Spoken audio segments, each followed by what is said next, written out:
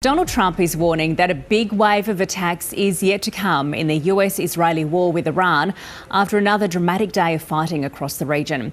Iran has targeted a major gas plant in Qatar and an oil refinery in Saudi Arabia as world fuel prices begin to spike.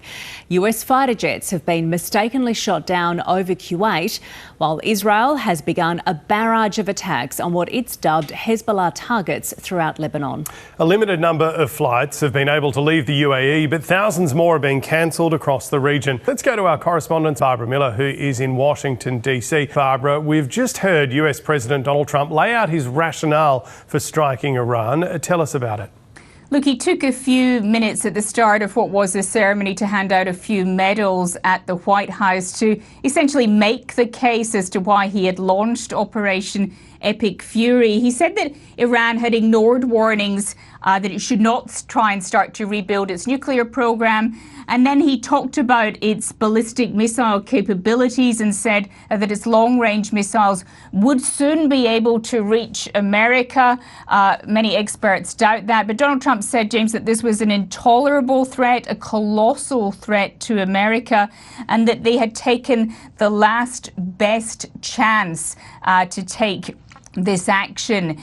He also had some interesting comments about the possible timeline of this military action in Iran. Whatever the time is, it's okay. Whatever it takes, we will always, and we have right from the beginning, we projected 4 to 5 weeks, but we have capability to go far longer than that. We'll do it. Whatever.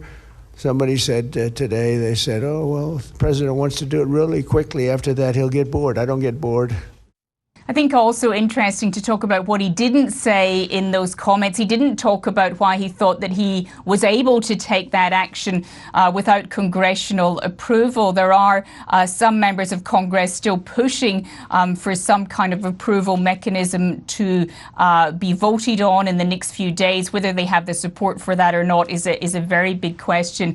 He also didn't talk about regime change, and we're having somewhat mixed messages from the administration on whether that in fact is an aim of Operation Epic Fury. We heard earlier from the Secretary of War, as he's now called, Pete Hegseth, saying that this is not a regime change war, but it sure did change the regime, he claimed.